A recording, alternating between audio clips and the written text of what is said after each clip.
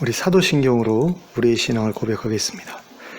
전능하사 천지를 만드신 하나님 아버지를 내가 믿사오며 그 외아들 우리 주 예수 그리스도를 믿사오니 이는 성령으로 잉태하사 동정녀 마리아에게 나시고 본디오 빌라도에게 고난을 받으사 십자가에 못 박혀 죽으시고 장사한 지 사흘 만에 죽은 자 가운데서 다시 살아나시며 하늘에 오르사 전능하신 하나님 우편에 앉아 계시다가 저리로서 산자와 죽은 자를 심판하러 오시리라. 성령을 믿사오며 거룩한 공회와 성도가 서로 교통하는 것과 죄를 사하여 주시는 것과 몸이 다시 사는 것과 영원히 사는 것을 믿사옵나이다. 아멘. 찬송가 201장을 함께 찬송하겠습니다. 찬송가 201장입니다.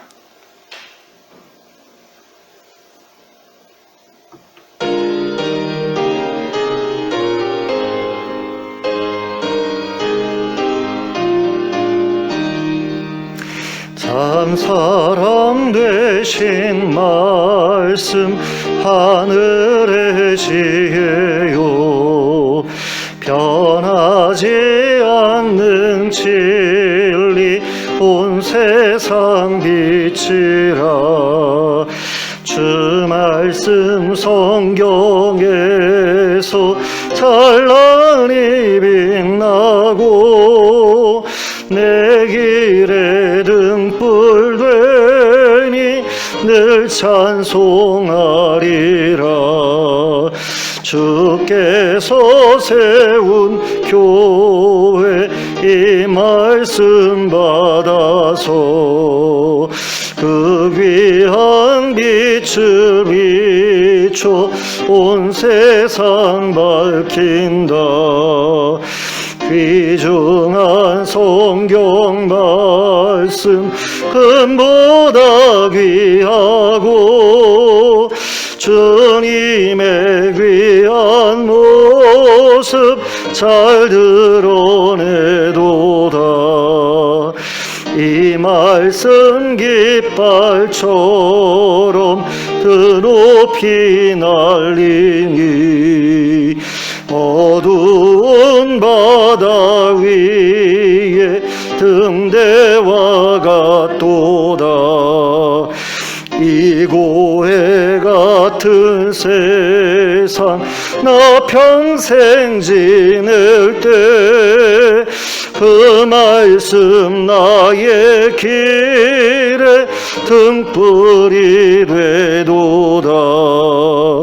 주님의 몸 된 교회 빛나는 등 되어 이 세상 만민 앞에 비추게 하소서. 저방황하는 길손 이 등불 따라서 주 얼굴 볼 때까지 잘 가게 하소서. 아멘. 찬송가 366장을 함께 찬송하겠습니다. 찬송가 366장입니다.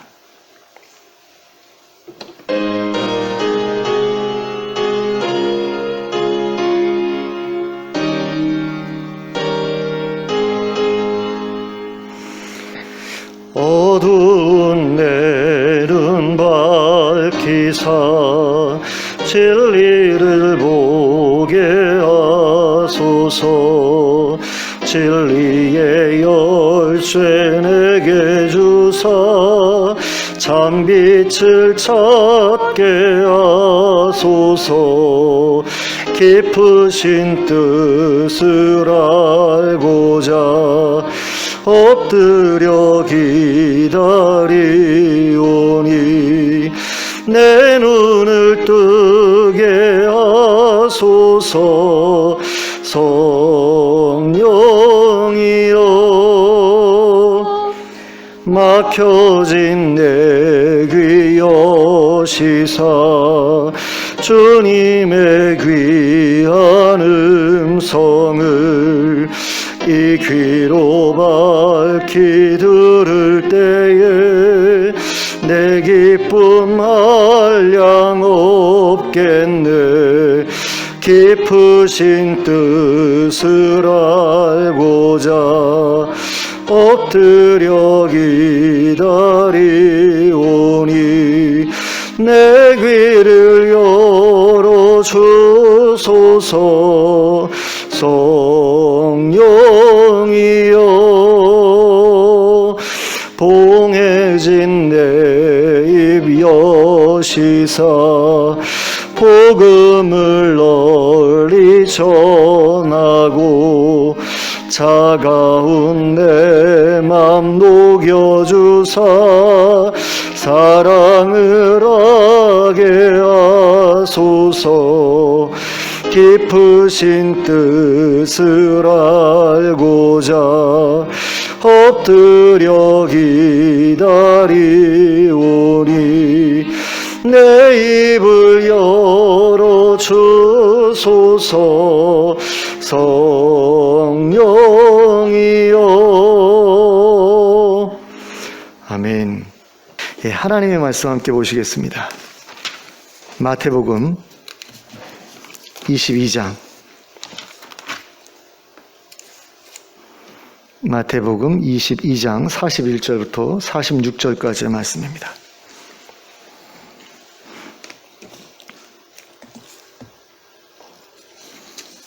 마태복음 22장 41절부터 46절까지를 함께 합독하도록 하겠습니다. 시작. 바리새인들이 모였을 때에 예수께서 그들에게 물으시되 너희는 그리스도에 대하여 어떻게 생각하느냐? 누구의 자손이냐? 대답하되 다윗의 자손이니이다.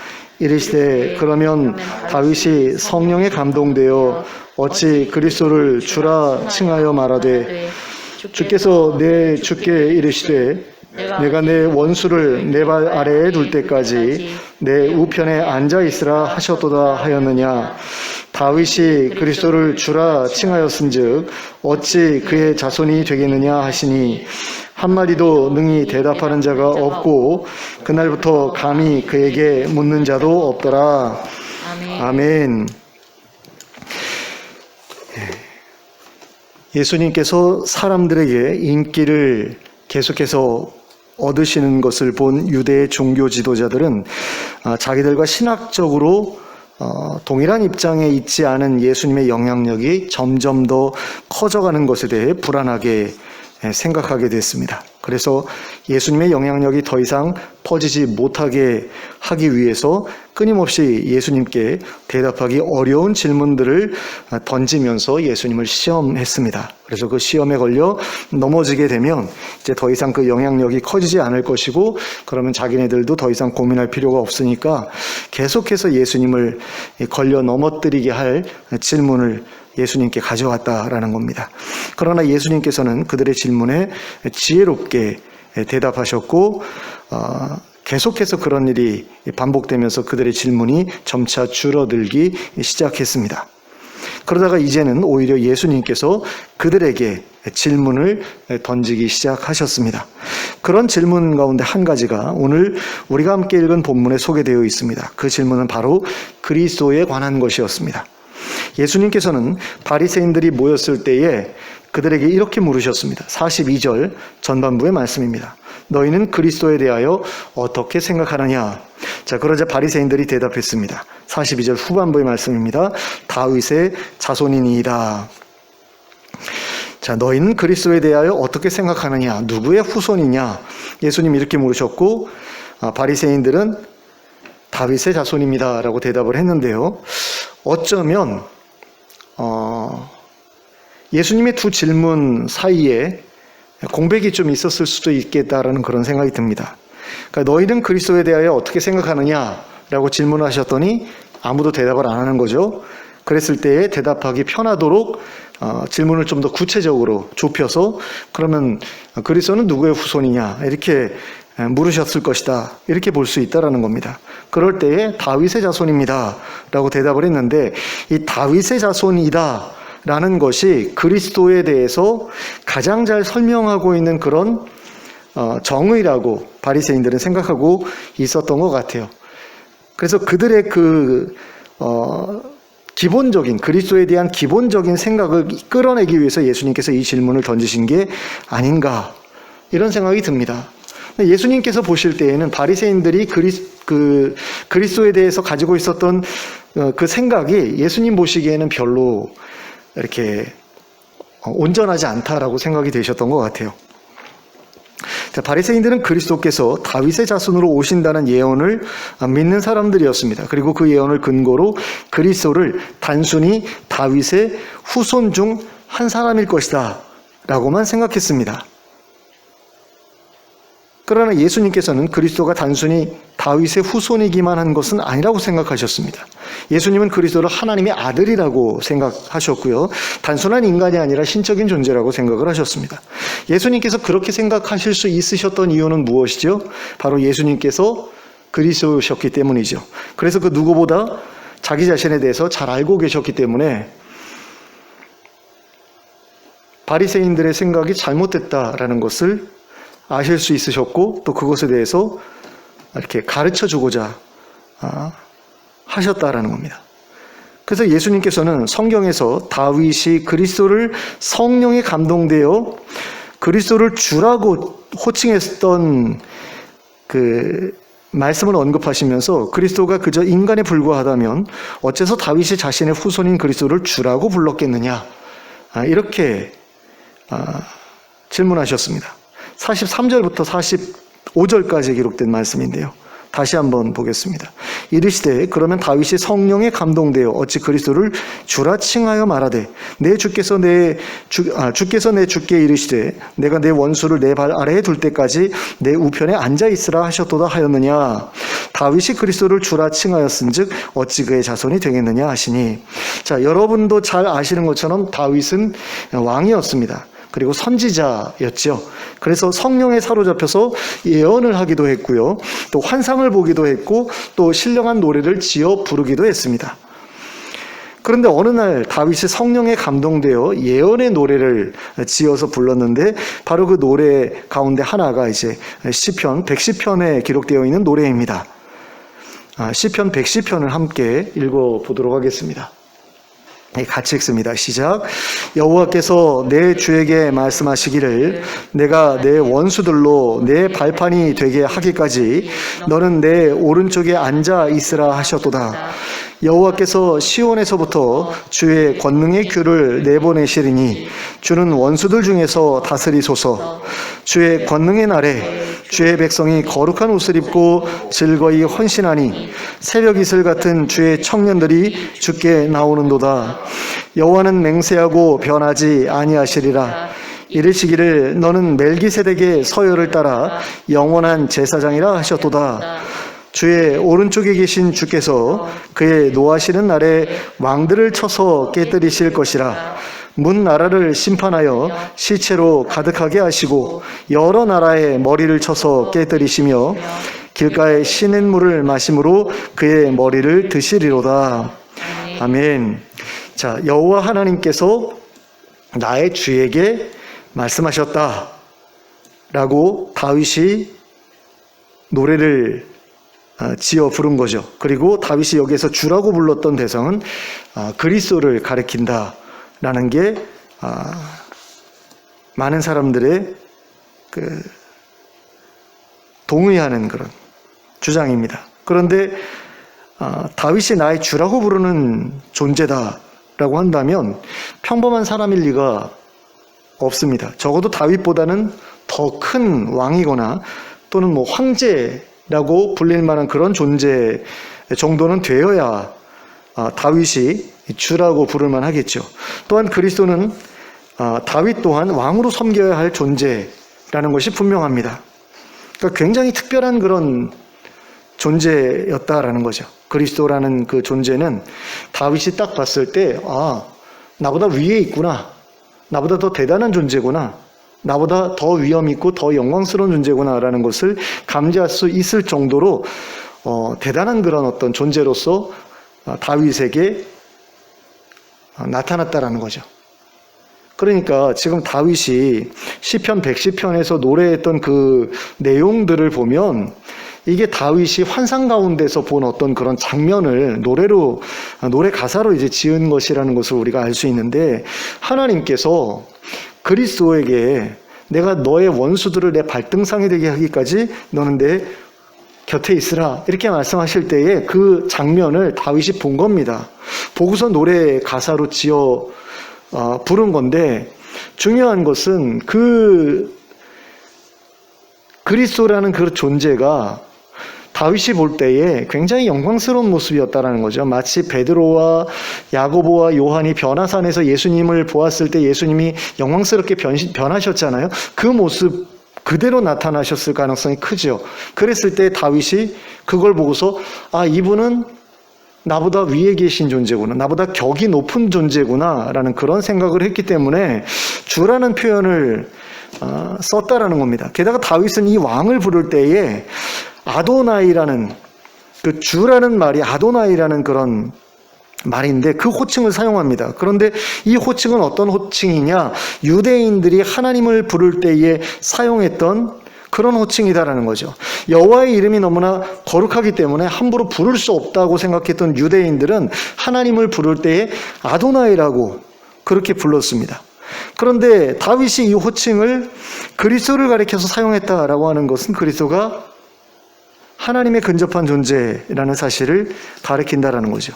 무엇보다 그리스도는 4절에 기록된 것처럼 멜기세덱의 반차를 따르는 영원한 제사장으로 세워진 분이었습니다. 그리고 영원하다라는 이 형용사 역시 평범한 인간에게 적용하기는 어려운 그런 단어죠.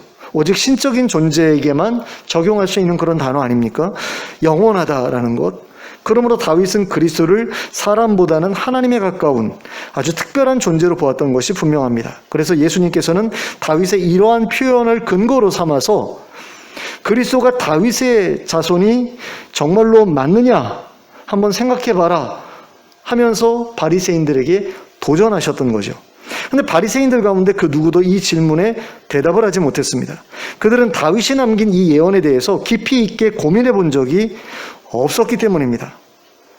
그저 자기 조상들이 해석한 또는 규정해 놓은, 정리해 놓은 어떤 교리에 따라서 그대로 받아들여 왔을 뿐이지 말씀을 읽고서 자기들 나름대로 깊이 생각해 본 적이 없기 때문에 이 질문에 대답하지 못했을 가능성이 굉장히 큽니다. 그리고 또 깊이 고민해 보았다고 하더라도 제대로 된 대답을 찾지 못했기 때문에 대답하지 못했을 겁니다. 그들은 그리스도를 다윗보다 더 큰 왕 또는 황제와 같은 어떤 그런 존재일 수 있다라고 생각할 수가 없었던 겁니다. 그들에게 있어서 다윗은 이 지구상에 존재했던 어떤 왕보다도 더 위대한 왕이었기 때문입니다. 그러니까 하나님께서 이스라엘의 왕으로 택하신 아주 특별한 그런 존재였기 때문에 이 왕보다 더 대단한 왕은 이 사람들이 생각할 수 없었다라는 거죠.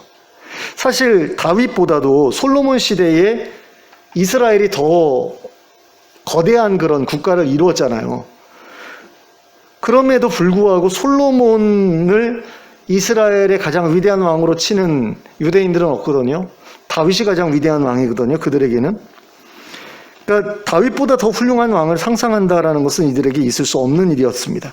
그래서 그리스도라고 하더라도 다윗을 능가하기는 불가능할 것이다, 이렇게 생각했다라는 거죠. 하지만 다윗이 남긴 이 예언에 따르면 그리스도는 다윗을 능가하는 그런 존재였습니다. 다윗보다 더 위대한 왕이었다라는 거죠. 그러므로 다윗이 그리스도를 향해서 주라고 부를 수 있었다라는 겁니다. 근데 바리새인들은 그 사실을 인정할 수가 없었고 또 인정하지도 않았습니다. 그들에게는 다윗이 최고였고 그리스도는 그 다음이었습니다. 그래서 다윗이 그리스도를 주라고 불렀음에도 불구하고 이걸 머릿속에서 일부러 지운 건지 무시한 건지 외면한 건지 어떻게 한 건지는 모르겠지만 그리스도를 다윗보다 아래에 두었다라는 거죠. 그러니까 그리스도는 다윗 주니어 정도 되는 그런 존재, 이런 식으로 이 사람들은 생각하고 있었던 것 같아요. 그러니까 다윗보다 더 대단한 왕을 하나님께서 보내신다는 것은 있을 수가 없는 일이고 다윗 비슷한, 다윗 비스그무레한 어떤 그런 존재를 보내실 거야. 이렇게 생각하고 있었다라는 거죠. 게다가 그들은 그리스도를 단순히 통치하는 그런 왕으로만 생각했습니다. 통치자로만 생각했다라는 거예요. 그래서 신적인 존재로서 놀라운 기적을 행하는 분일 것이다. 이렇게 생각하지는 못했습니다. 그래서 그들은 예수님께서 행하시는 놀라운 표적을 보면서도 예수님을 그리스도와 연결시키지 못했습니다. 연결시키지 않으려고 했을 수도 있는데요.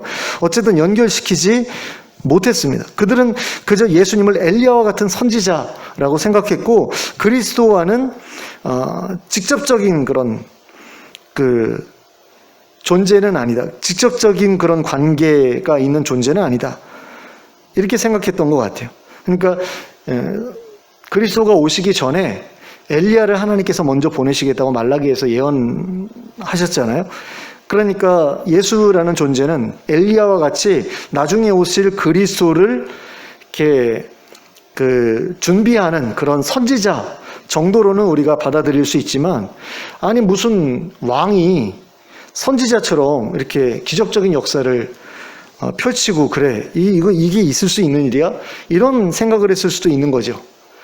그러니까 다 가진 거잖아요. 예수님은 어떻게 보면은 예수님은 멜기세덱의 반차를 따르는 영원한 대제사장이면서 또 위대한 선지자이면서 또 다윗의 후손인 왕 아닙니까? 그러니까 왕이고 선지자고 제사장이고 이 모든 어떤 그런 그 신분을 한 몸에 가지고 있는데 이거에 대해서 도저히 이 사람들은 상상할 수가 없었던 거죠. 근데 사실 우리가 아까 읽었던 시편 110편에 보면 하나님께서 그 그리스도에 대해서 왕이면서 동시에 영원한 제사장이라고 말씀을 하셨거든요. 그러면 왕이면서 선지자일 수는 없는 건가요? 충분히 가능성이 있죠. 그죠? 왕이면서 제사장일 수 있다면 왕이면서 선지자인 게 왜 불가능해요? 근데 다윗도 선지자 아닙니까? 다윗도 왕이면서 선지자였잖아요. 그래서 성령에 사로잡혀가지고 뭐 골리앗을 때려잡는 것은 물론이고 그 다음에 여러 가지 신령한 노래들을 막 지어서 예언적인 노래도 막 부르고 그러지 않았습니까? 그러니까 그리스도에 대해서도 다윗처럼 왕이면서 선지자인 존재다라고 그렇게 이해할 수도 있었을 텐데 이게 안 됐다라는 거죠.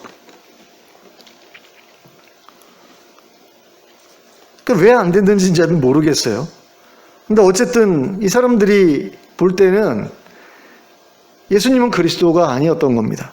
그래서 만만하게 생각을 했는지 계속해서 도전을 했던 거죠. 그러나 예수님의 이 질문 이후로 그들은 예수님께 도전하기를 멈춥니다. 도저히 그들이 대답할 수 없는 질문에 모두의 입이 막혀버렸기 때문이죠. 이것에 대해서 제대로 대답하기 전에는 예수님에게 다른 질문을 들고 온다라는 게 좀 뭔가 부담스러운 일이 되지 않았나라는 생각이 들어요. 왜냐하면 지금 예수님께서 이 사람들에게 던지셨던 질문은 굉장히 중요한 질문이기 때문에 그렇습니다. 그러니까 그리스도에 대한 질문이잖아요. 모든 이스라엘 사람들이 기다려오는 그런 구원자, 메시아, 그에 대한 그런 그 교리인데요. 그 교리가 뭔가 이상하다라고 지금 예수님께서 지금 도전하신 거거든요. 그러니까 이런 겁니다. 니들 이단 아니야? 뭐 이런 식의 도전이라고도 생각해 볼 수 있는 거예요. 다윗은 이렇게 얘기했는데 너희들은 왜 다르게 이야기해? 라는 이야기 아닙니까?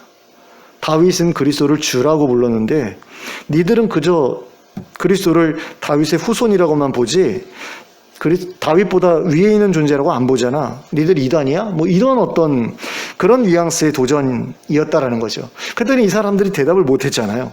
근데 이 대답을 못하면 이 사람들은 뭐 자기네들이 이단이라는 것을 인정하는 것밖에 안 되니까 어쨌든 이 대답을 먼저 내놓고 그 다음에 뭐 딴 거 가지고 딴지를 걸든가 그래야 되는 거거든요.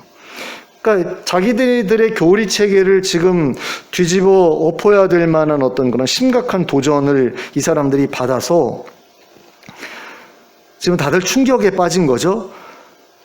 그러면 이런 일이 일어났을 때 이 사람들이 해야 될 일은 뭡니까? 그 질문에 대한 답을 찾기 위해서 고민해야 되는 거죠. 근데 그러지 못했거든요. 왜 못했을까요? 안 왔을지도 몰라요. 제가 계속 못했다라고 표현을 하는데 이거는 그 사람들에게 굉장히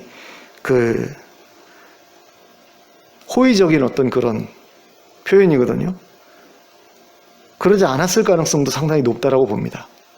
왜냐하면 더 깊이 들어가게 되면 이 문제를 파고들게 되면 심각한 뭔가가 터지게 된다라는 사실을 이 사람들이 감지했던 것 같아요.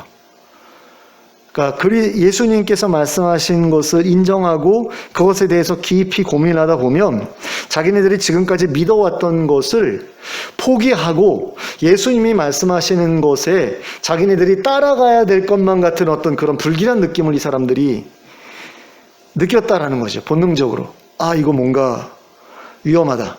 그러니까 바리새인들이 질문을 가지고 예수님께 왔을 때 예수님이 딱 감지하셨잖아요. 아, 이놈들이 나를 시험하려고 하는구나. 나를 함정에 빠뜨리려고 하는구나. 가이사에게 세금을 바치는 게 옳습니까? 안 바치는 게 옳습니까? 이 문제 가지고 오셨을 때 예수님께서 딱 감지하시지 않습니까? 마찬가지로 예수님께서 이 질문하셨을 때 바리새인들도 딱 느낀 거예요. 야, 이거에 대해서 내가 잘못 이야기하면 큰일 나겠구나. 내가 바리새인들 그룹에서 쫓겨날 수도 있겠구나. 내 이단 취급 당할 수도 있겠구나. 이런 생각이 딱 들었던 거죠. 그리고 자기네들이 지금까지 믿어왔던 것에 대해서도 포기하고 싶지 않았던 거예요. 다윗은 여전히 최고의 왕이고 앞으로도 그보다 더 훌륭하고 위대한 왕은 등장하지 않을 것이다.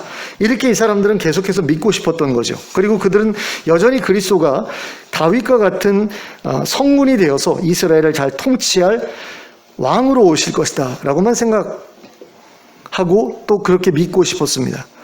그리스도가 하나님의 아들이거나 이적을 행하는 어떤 선지자거나 심지어는 제사장인 것도 원하지 않았을지 모르겠어요. 왜냐하면 왕이 제사장이면, 왕이 대제사장이면 제사장들은 뭐가 돼요? 뭐가 됩니까? 실직자들이 되죠. 왜냐하면 왕이 제사장이면, 대제사장이면 제사장들은 누가 돼요? 왕의 아들들이 되잖아요.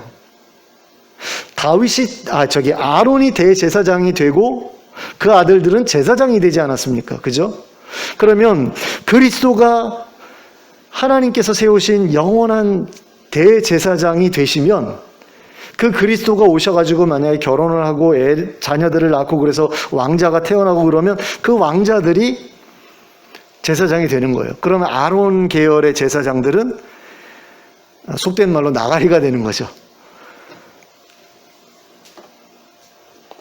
그러니까 이런 것들에 대해서 사두개인들도 별로 인정하고 싶지 않았을 거예요. 바리새인들도 인정하고 싶지 않았겠지만 사두개인들도 그리스도가 멜기세덱의 반차를 따르는 영원한 대제사장이야? 그럼 안 오시는 게 더 좋은데 우리한텐? 아마 이렇게 생각했을 수도 있다라는 거죠. 그래서 시편 110편에 분명하게 하나님께서 선언하셨음에도 불구하고 이 사람들 입장에서는 별로 받아들이고 싶지 않았을 가능성이 큽니다.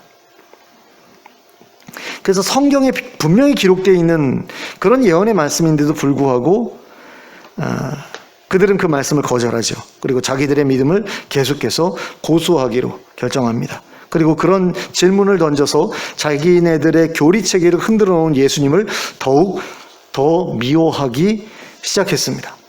이처럼 신앙생활을 하다 보면 그리고 꾸준하게 성경 말씀을 읽고 공부하다 보면 과거에 내가 알았던 것이 사실은 틀린 것이었구나 라는 사실을 알 수 있게 해주는 어떤 주장들과 만나게 되는 그런 경우가 적지 않습니다. 그러니까 예전에 이렇게 믿었는데 알고 봤더니 그게 아닌 것 같다라는 생각이 드는 어떤 메시지들을 우리가 듣게 되는 경우가 있다는 거죠. 그러니까 이런 겁니다. 내가 어떤 교회에서 신앙생활을 했어요. 그 교회에서 가르쳐주는 대로 배웠어요. 그 교회에서 배운 게 전부라고 생각을 했어요. 그런데 이사를 가면서 교회를 옮겼어요. 교단이 다른 교회로 딱 갔는데 그 교회에서는 다른 이야기를 해요. 그럼 여러 가지 방법이 있겠죠. 어떻게 반응할 것인가. 어떤 사람들은 여기 이상한데? 여기 이단인가 봐. 이러면서 교회를 옮기기도 하고요.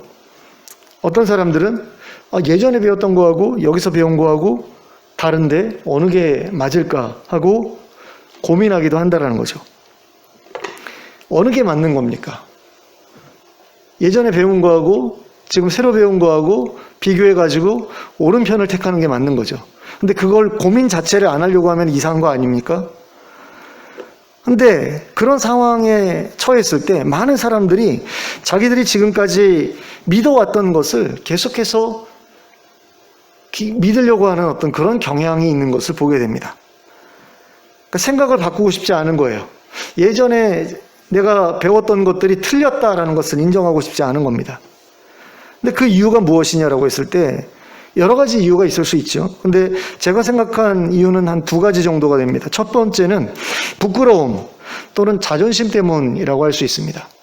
내가 지금까지 틀린 걸 믿어왔다 라는 게 부끄러운 거죠. 그러니까 부끄럽기 때문에 인정하지 않는 겁니다. 그리고 인정하게 되면 자존심이 상하는 거예요. 그러니까 이런 거죠.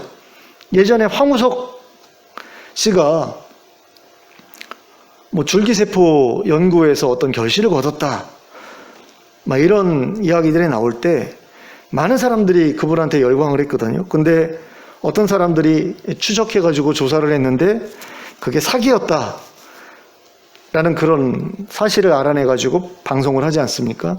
그랬을 때 황우석 씨를 따르던 사람들 중에 어떤 사람들은 나와가지고 그 무리에서 떨어져 나와서 황우석 씨에 대해서 이제 사기꾼이라고, 믿을 수 없다, 이렇게 태도를 바꾼 사람들이 있는가 하면 여전히 황우석 씨를 지지하고 아직까지도 그분의 연구를 돕겠다면서 이렇게 사재를 투자하고 있는 그런 사람들도 있거든요. 그러니까 그런 경우라고 볼 수 있는 거죠. 그러니까 왜 그러냐라고 했을 때 부끄럽기 때문에 그걸 인정하면 내가 지금까지 사기꾼을 따라왔구나라는 걸 인정하게 되면 자기가 너무 창피한 거예요. 자존심이 상하고. 그러니까 내가 쫓았던 그 사람은 사기꾼이 아니에요. 정말 훌륭한 사람이고 그 사람은 뭔가를 해낼 사람이고 그걸 내가 증명해 보이겠어. 그러면서 계속해서 후원해 나가는 거죠. 그러니까 이단도 그런 경우가 많습니다. 이단을 쫓던 사람들도 이게 잘못된 것 같은데 라고 느끼면서도 자기가 지금까지 이단 교주를 추종해 왔다라는 사실에 대해서 인정하고 싶지 않은 거죠. 부끄럽기도 하고 그래가지고 계속해서 그 이단 교주를 떠나지 못하는 그런 경우도 있을 수 있다라는 겁니다. 실제로 그렇기도 하고요. 둘째는 자신에게 미치는 영향 또는 치러야 할 대가 또는 두려움이 있기 때문입니다. 그러니까 뭔가 내가 지금까지 믿어왔던 게 틀렸다라는 것을 인정하게 되면 자기가 어떤 대가를 지불해야 되는 경우가 있잖아요. 그게 싫은 거죠. 그러니까 내가 지금까지 어떤 사람을 너 나쁜 놈이야, 너 사기꾼이야 라고 하면서 계속해서 공격해 왔어요. 그러니까 예전에 타블로라는 사람이 뭐 프린스턴 대학인가 나왔다라고 했을 때 그거 가짜다 막 이러면서 타진요, 타블로에게 진실을 요구합니다라는 어떤 그런 그룹이 만들어져서 계속해서 공격했잖아요. 그러다가 그 사람이 진짜로 프린스턴 대에 나온 게 공적으로 이제 확인이 되면서 이 사람들이 억울한 사람을 공격해 왔구나라는 사실이 이제 드러나게 되잖아요. 근데 왜 그 사람들이 중간에라도 돌이키지 못했느냐라고 했을 때 자기네들이 그것을 인정했을 때 자기네들이 나쁜 사람이 되지 않습니까? 무고한 사람을 공격한 나쁜 사람들이 되니까 인정하기 싫은 거죠. 저 사람은 정말로 나쁜 사람이어야만 하는 거예요. 그러니까 계속해서 그 사람을 나쁜 사람으로 만들려고 애쓰는 어떤 그런 태도를 보이는 겁니다. 근데 만약에 내가 그 사람에게 무고한 그런 어떤 사람을 계속해서 괴롭혔다라고 했을 때 내가 대가를 지불해야 되잖아요. 그게 정말이었으면 내가 그 사람한테 미안하다라고 사과를 해야 되고 그 다음에 손해배상, 정신적인 위로 뭐 이런 것들을 해야 되지 않습니까? 그런 것들이 싫어서 안 하는 경우도 있다라는 거죠. 자, 바리새인들이 예수님의 도전적인 질문에 대답하지 못하고 침묵했던 이유는 바로 예수님께서 지적하셨던 그 부분이 지금까지 생각해 본 적이 없는 부분이었기 때문이었을 가능성이 가장 크고요. 근데 중요한 게 뭐냐면 이 사람들이 그렇게 지금까지 그렇게 깊이 생각해 본 적이 없는 그 문제가 사실은 굉장히 중요한 문제였다라는 거죠.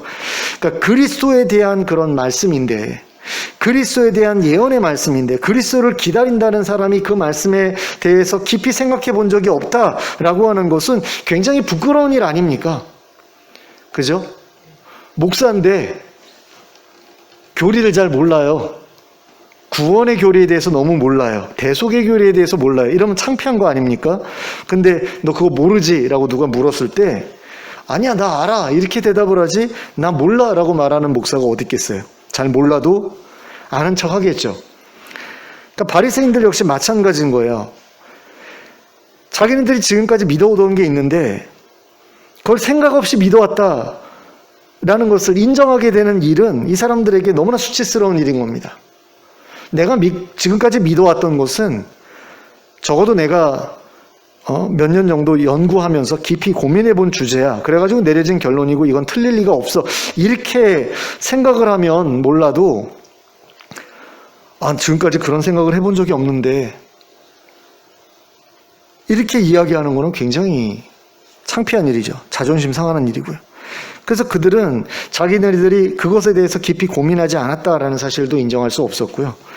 또 만약에 그렇게 깊이 고민하다가 자기네들이 틀렸다라는 게 드러나게 될 경우에 더 창피한 일이잖아요. 더 부끄러운 일이고.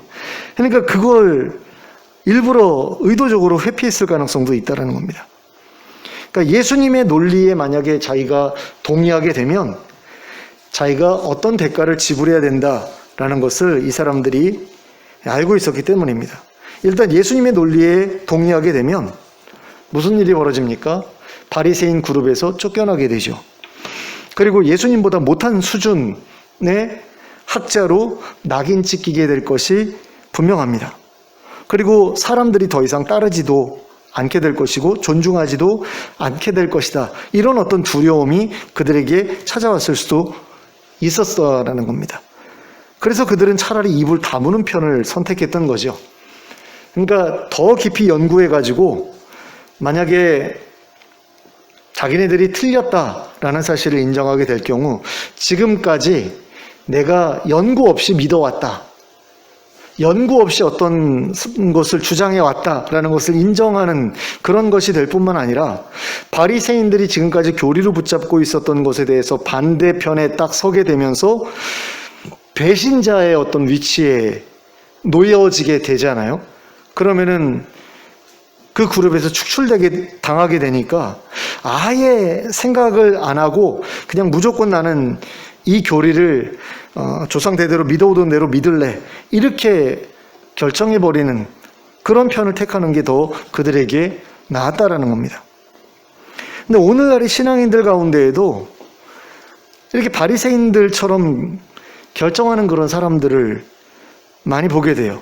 그러니까 자기가 지금까지 잘못 이해했고 잘못 믿어왔다라는 사실에 대해서 어떤 분명한 반대 증거를 접했는데도 불구하고 예전의 그 믿음을 계속해서 고집하는 그런 사람들을 오늘날의 신앙인들 가운데서도 적지 않게 보게 됩니다. 그리고 이 또한 자신의 자존심 때문에 또는 치러야 할 대가 때문에 그 고집을 계속해서 부리는 것인 경우가 대부분이죠. 그러니까 이단들이 특히 그런 모습을 많이 보여줍니다. 그러니까 자기네들이 지금까지 믿어왔던 어떤 그런 그 신비주의적인 그런 교리들이 있잖아요. 그런 것에 대해서 성경에서 야 그거 아니야 라고 이야기를 해도 이 사람들이 받아들이는 경우가 별로 없습니다. 그러니까 어떤 교주가 있는 어떤 그런 이단들 같은 경우는 굉장히 그게 극심하죠.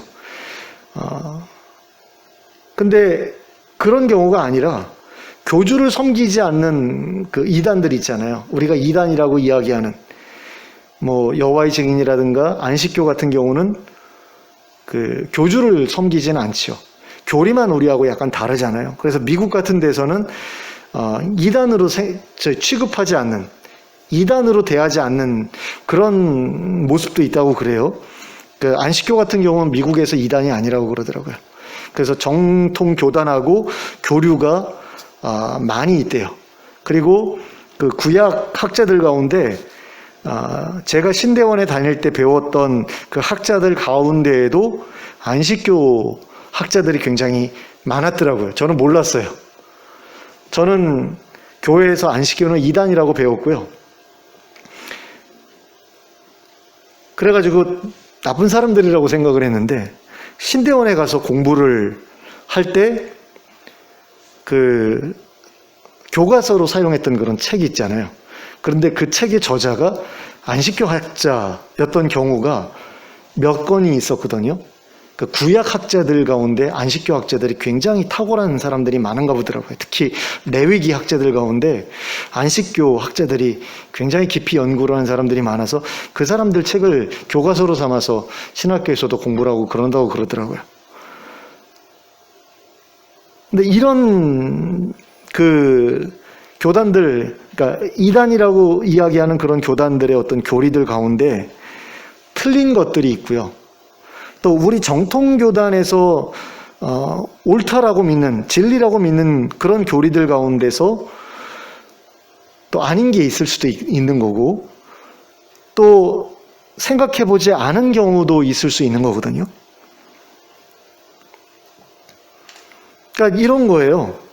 그러니까 우리가 나중에 부활하게 되면 어디서 살게 될 것인가 라고 했을 때, 우리는 죽어서 영이 천국에 간 다음에 그 천국에서 새로운 몸을 받아가지고 거기서 살 것처럼 생각하는 그런 교인들이 많거든요.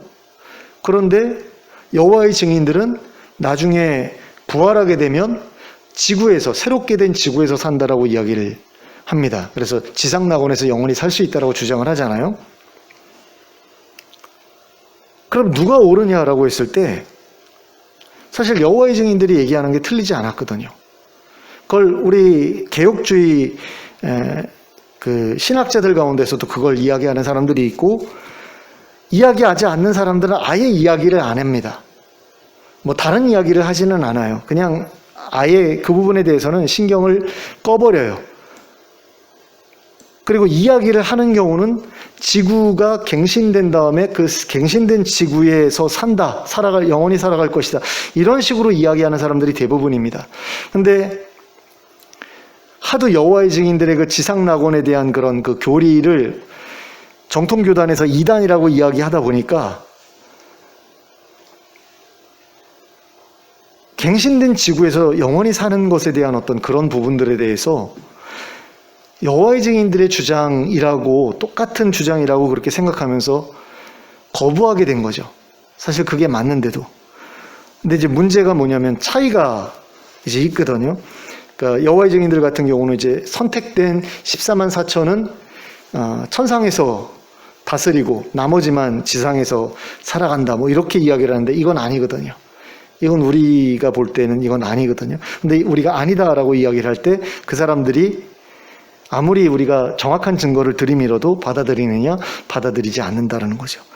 근데 마찬가지로 우리가 갱신된 지구에서 영원히 새 몸을 얻어서 영원히 살아갈 것이다 라고 이야기했을 때 그게 맞는데도 불구하고 장로교인들 중에서 그런 이야기를 하면 그 여호와의 증인들 얘기하는 거 아니에요? 이런 식으로 이제 이야기하는 사람들이 있다라는 거죠. 그러니까 정확한 말씀에 근거한 어떤 그런 교리를 이야기를 해도 지금까지 자기가 믿어왔던 것에 대해서 잘못 믿어왔다는 것을 인정하기가 싫어서 그 옳은 것을 받아들이지 않는 경우가 있다는 겁니다. 그리고 반대로 지금까지 고수해왔던 그 바른 논리를 자신의 이익 때문에 부정하고 그릇된 논리를 취하는 그런 경우도 있는 것을 보게 됩니다. 내가 평소에 고수해왔던 게 옳은 것인데 그 옳은 것을 고수하다가는 교단에서 쫓겨날 수도 있으니까 그걸 부정을 하는 거죠. 그런 경우가 있었다고 그래요. 이번 총회에서 어떤 교단의 그 총장을 이제 선출을 해가지고 총회에서 인준을 해야 되는데 그 총장님 후보로 이제 선정되신 분이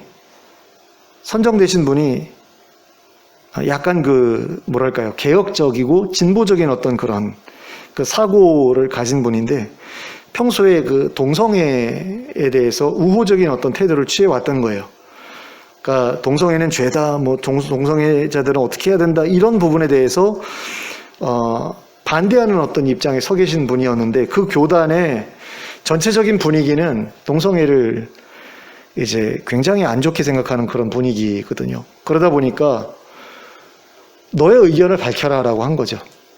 총장 후보에서 마지막으로 이제 선택된 그분한테 우리가 너를 인준하기 위해서는 너가 우리 교단의 어떤 그 교리에 충실한 사람인지를 우리가 먼저 확인해야 되겠다.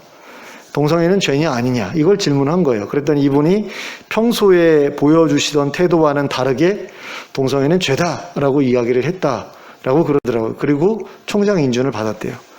그러니까 그거에 대해서 지금까지 그분을 존경했던 많은 그 후배들이 배신감을 느끼고 저렇게 해서 영광을 취해봤자 얼마나 간다고 저걸 저렇게 했을까 뭐 이런 식으로 이야기하는 걸 봤거든요. 근데 또 이런 경우도 있었습니다. 어떤 교수님이 계시는데 그 합신교단 교수님이에요. 근데 합신교단은 여성 안수에 대해서 반대하거든요. 그리고 동성애에 대해서도 굉장히 반대하고 뭐 그다음에 뭐 김용희 선교사님도 데려다가 막 뭐라고 그러고 그랬던 그런 교단인데 이거에 대해서 계속해서 비판적인 소리를 낸 거예요. 우리 합신교단 이래서는 안 된다. 그랬더니 노회에서 치리를 하겠다고 하는 거예요. 벌 주겠다고. 그런 이야기가 막 오가고 있는데 이 교수님이 도저히 이거는 내가 용납할 수가 없다. 참을 수가 없다. 더 이상 이 교단에서 내가 숨쉬고 살기가 어렵겠다. 그래가지고 교단을 탈퇴하기로 그렇게 결정했다고 그러더라고요. 그러니까 옳은 것이 있으면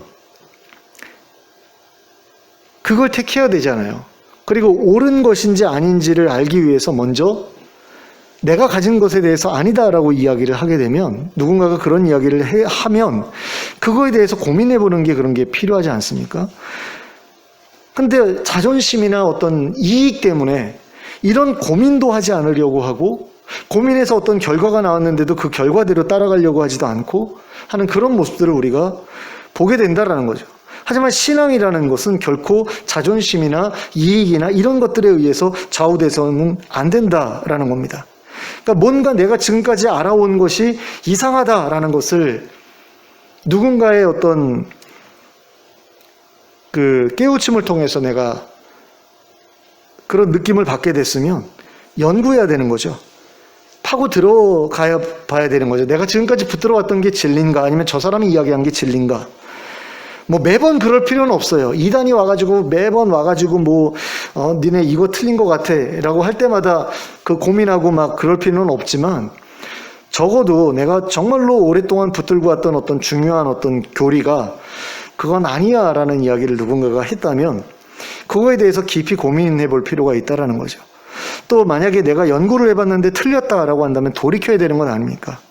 그리고 옳은 것이 있으면 받아들여야 되는 거잖아요. 근데 자존심 때문에 부끄러움 때문에 내가 내 틀린 것을 인정하지도 못하고 또 그 다음에 내가 그걸 인정하고 그걸 따를 경우에 나에게 찾아올 어떤 그런 대가 때문에 내가 그것을 받아들이지도 않고 따르지도 않게 된다라고 한다면 그건 하나님의 백성이라고 말하기가 좀 어렵죠.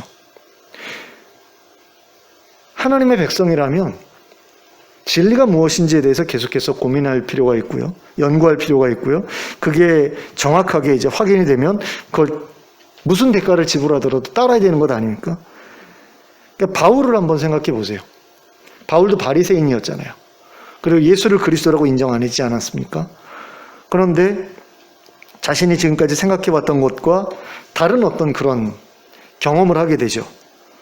그러니까 내가 분명히 죽었다고 들은 그 그리스도가 예수가 나타나요. 나타나가지고 나를 책망하는 거죠. 나더러 하나님을 대적하는 자래요. 그랬을 때 무슨 헛소리야 이러면서 그냥 넘어갈 수도 있지만 그럴 수가 없기는 했어요. 왜냐하면 눈이 멀어버렸으니까. 눈이 먼다라는 건 굉장히 충격적인 일이거든요. 귀가 안 들리는 것보다 눈이 안 보이는 게 더 정신적으로 큰 충격이 크다고 그러더라고요. 근데 저도 정말 두려운 게 눈이 이제 실명하게 된 거에 대한 두려움이 가장 큰데 뭐 팔 하나가 없거나 다리 한 짝이 없거나 이거보다도 뭐는 하지 마비가 된 거보다도 눈 안 보이는 게 저는 가장 두렵거든요. 근데 눈이 안 보였기 때문일 수도 있는데 어쨌든 이 사람은 내가 지금까지 그럼 잘못 왔단 말인가? 라는 어떤 그런 의문이 들었을 때 거기서 그냥 그걸 외면하지 않고 고민을 했다라는 겁니다. 그래서 무려 3년 동안이나 눈이 나중에 뜨이잖아요. 뜨인 다음에 3년 동안이나 내가 지금까지 믿어왔던 것과 새롭게 알게 된 것이 정말로 어느 게 맞는가? 어떻게 또 이 두 가지가 조화될 수 있고 이 두 가지가 서로 충돌하는 부분들을 어떻게 내가 정리해야 될 것인가? 이걸 가지고 3년 가까이를 연구를 했다고 그러거든요.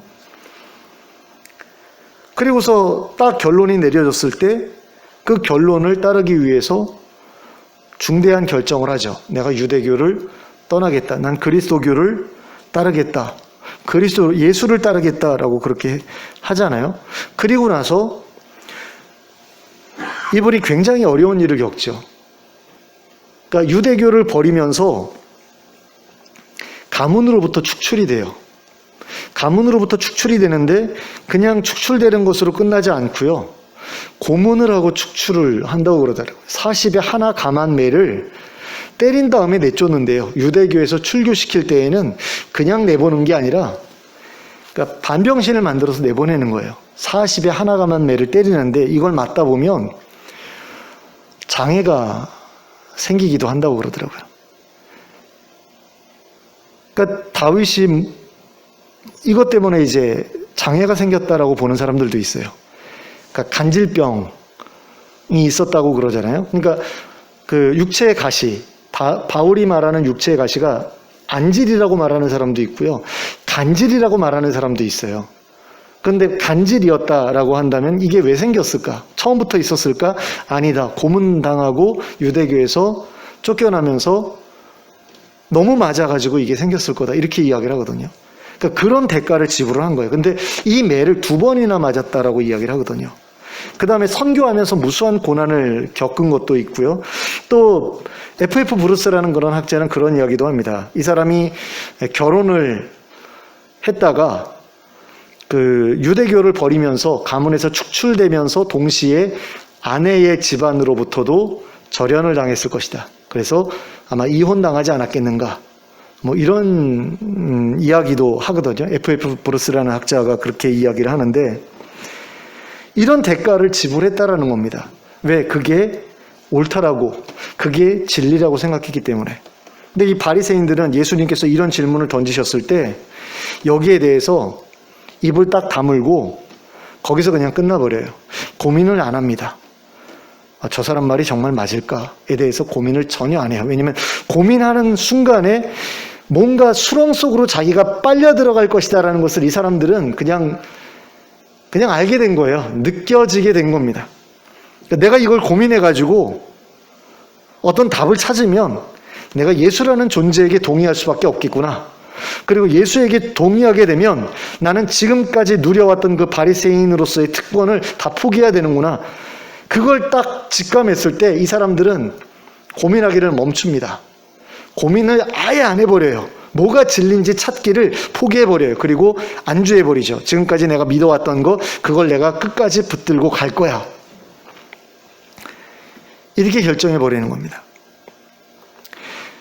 요즘에 통합축에 있는 어떤 교회가 세습 문제 때문에 계속해서 이제 그 소문의 주인공이 되고 있는데요. 굉장히 좀 교회가 이상하게 가고 있어요. 그 목사님이 하시는 이야기들 들어보면 이상한 이야기들도 굉장히 많거든요. 그래가지고 그 교회에 다니는 부부한테 그 교회 좀 이상하다. 문제가 있다. 거기 안 다녔으면 좋겠다. 교회로 옮겼으면 좋겠다. 그러는데 아니라는 거죠. 자기네 목사님 정말 훌륭하고 틀린 말씀 없다. 그리고 뭐 아들이 이어서 목사가 됐으니까 나이 들어서 약간 좀 이렇게 좀 이상한 이야기를 하고 그래도 뭐 그분 좀 있으면 이제 완전히 이제 설교도 이제 접을 거고 아들이 외국에서 공부한 아들이 제대로 목회할 건데 괜찮아질 거다. 좀만 참으면 된다. 근데 벌써 교인 숫자도 뭐 굉장히 많이 줄었다고 그러더라고요. 그 분란 일으키고 막 이러면서. 그리고 그 교회에서 벌어지는 이 상식적이지 않은 그런 일 때문에 주변에서 계속해서 이야기를 하거든요. 근데도 끝까지 남아있는 그런 사람들을 보면서 안타깝죠. 그 사람들은 왜 못 떠나는가? 왜 못 떠날까요? 어떤 사람이 어떤 교회를 못 떠나는 이유는 뭘까요? 그 교회에서 내가 예수님을 만났기 때문에 못 떠나는 경우도 있어요. 목사는 이상해도 어떤 계기를 통해서 예배 가운데서 예수님을 정말로 믿게 되는 어떤 믿음을 갖게 됐다. 그럼 그 교회 떠나기가 쉽지가 않습니다. 그리고 워낙 어려서부터 친하게 지내왔던 사람들 다 그 교회에 있을 때 못 떠나는 경우도 있고요. 워낙 내가 주변에 그 결혼 축의금하고 조의금으로, 장례 조의금으로 뿌린 돈이 많은 경우에도 떠나기 힘든 경우도 있어요. 바리새인들도 예수님의 이런 질문에 대해서 깊이 고민하지 않았던 이유는 아마 그런 문제 때문이 아니었을까라는 생각이 듭니다. 근데 그건 아니죠. 근데 오늘날의 교인들 가운데에서도 진리를 중요하게 여기기보다 어떤 관계나 어떤 유익이나 어떤 자존심 같은 것을 더 중요하게 여기는 분들을 보면 굉장히 마음이 안 좋은데 그런 분들이 좀 있습니다. 근데 우리는 절대로 그러지 않았으면 좋겠습니다. 제가 만약에 이상한 소리를 막 한다, 성경을 읽고 이단적인 이야기를 한다, 그러면 떠나야 되는 거죠. 저하고 아무리 친해도. 우리 교회에서 어떤 은혜를 개척 초기에 어떤 은혜를 받았다고 할지라도 나중에 가서 목사가 이상해지고 막 성경 말씀을 이상하게 해석하고 막 이러면 당연히 떠나야 되는 거죠. 그러니까 우리가 제일 중요하게 여겨야 될 것은 진리입니다. 이게 정말로 하나님께서 말씀하신 것이고 내가 그것을 제대로 이해한 것인가, 이 부분에 대해서 분명하게 고민을 하고 내가 지금까지 잘못 믿어왔고 잘못 이해해왔으면 그걸 인정하고 반성하고 돌이키는 어떤 그런 자세를 우리가 취해야 우리가 정말로 하나님이 원하시는 하나님의 백성으로 살 수 있다는 겁니다. 근데 만약에 그런 노력들을 하지 않으면 우리는 이상한 길로 갈 수밖에 없게 돼요. 바리새인들처럼 할 수밖에 없게 되고 그리스도를 부정할 수밖에 없게 되고 그리스도의 명령에 불순종할 수밖에 없게 됩니다. 바리새인들이 그랬잖아요. 바리새인들이 예수님 거절하지 않았습니까? 우리도 말로는 믿는다고 하는데 우리의 어떤 실천적인 부분에서는 예수님을 부정할 수 있는 거죠. 예수님께서 정말로 원하는 그런 삶은 살아내지 못하는 경우가 생길 수 있다는 거예요. 그래서 고민이 필요합니다. 계속해서 연구할 필요가 있습니다. 그리고 내가 틀렸다고 이야기하는 이야기에도 귀를 닫지 말아야 돼요. 계속해서 듣고 그것에 대해서 고민해 보아야 되는 겁니다. 물론 늘 그럴 필요는 없습니다. 하지만 정말 내 마음을 움직였는데 그게 나를 흔들어가지고 내가 지금까지 믿어온 게 진리가 아닐 수도 있겠구나라는 어떤 그런 분명한 어떤 그런 자극이 왔는데도 불구하고 나의 어떤 그런 자존심, 나의 이익, 대가집을 하기 싫은 어떤 그런 마음들, 이런 것들 때문에 내가 그것에 대해서 고민하기를 접어버린다면 그건 진짜 바리새인들하고 똑같은 그런 모습이라고 하지 않을 수가 없습니다. 그래서 우리가 그런 태도에 사로잡히지 않았으면 좋겠습니다. 신앙 앞에서는 자존심이나 어떤 이득이나 이런 것들 별로 중요한 문제가 아닙니다. 왜냐하면 영생이 걸린 문제이기 때문에.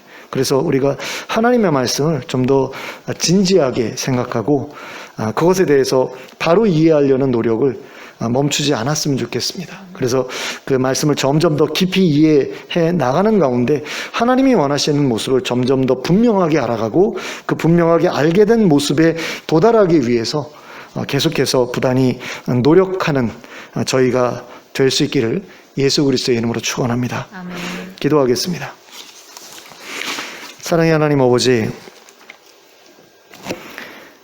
예수님께서 바리새인들의 잘못된 그리스도 이해를 바로잡아 주시려고 질문을 던지셨는데 바리새인들 중에 제대로 대답하는 사람이 아무도 없었고 그 이후로도 질문하러 오는 사람도 없었고 또 이 질문에 대해서 고민해보고 예수님께 물어보기 위해 찾아왔던 사람도 없는 것을 봅니다. 그저 니고데모나 아리마대 요셉같이 용기 있었던 사람 2명 외에는 그런 사람들이 있었다는 이야기가 성경에 없는 것을 봅니다. 그 대부분의 바리새인들은 왜 예수님께 찾아와서 정말 자신의 고민에 대해서 물어보지 않았을까라는 것을 생각해 볼 때에 예수님을 찾아와서 그런 질문을 한다는 것 자체가 그들에게는 자존심이 상하는 일이고 또 부끄러운 일이고 또 대가를 지불해야 되는 그런 일이었기 때문이 아니었나라는 생각을 해봅니다. 근데 오늘날에도 그와 같은 문제들 때문에 진리를 찾아가는 그런 노력들을 최선을 다해서 감당하지 않는 그런 사람들, 회피하는 사람들이 얼마나 많은지 모르겠습니다. 하나님 많은 이단에 속한 사람들이 그렇게 살아가고 있는 것을 보는데 하나님 정통교회에 속한 사람들이라고 해서 다 바른 것을 믿고 있는 것은 아님에도 불구하고 우리 정통교단에 속했다는 그 이유 하나만으로 하나님의 말씀에 대해서 깊이 연구하지 않는 사람들이 얼마나 많은지 모릅니다. 하나님, 우리가 죽을 때까지 하나님의 백성으로서 어떻게 살아가야 될지를 알아가는 일을 멈추지 말아야 될 줄로 압니다. 또한 하나님에 대해서, 그리스도에 대해서 알아가는 일도 중단하지 말아야 될 줄로 압니다. 하나님 아버지, 저희가 정말 그러한 노력을 멈추지 않을 수 있도록 저희에게 진리를 사모하는 마음을 주시고 진리에 대해서 바로 이해하고자 하는 그런 열망을 주시고 그런 노력들을 계속해서 감당해 나갈 수 있는 용기를 주시길 원합니다. 그리고 그 결과가 어떻게 나오든지 아니면 그 결과에 따라갈 때 내가 어떤 대가를 지불해야 하는지를 이제 깨닫게 되었을지라도 그것 때문에 위축되거나 뒤로 물러서지 않는 저희들 되게 하여 주시고 오직 하나님이 보여주신 대로 가르쳐 주신 대로 나아가는 저희 모두가 될 수 있도록 인도하여 주시옵소서. 예수 그리스도의 이름으로 기도하였습니다. 아멘. 예, 우리 찬송가 516장 함께 찬송하도록 하겠습니다. 516장입니다. 찬송가 516장 함께 찬송하겠습니다.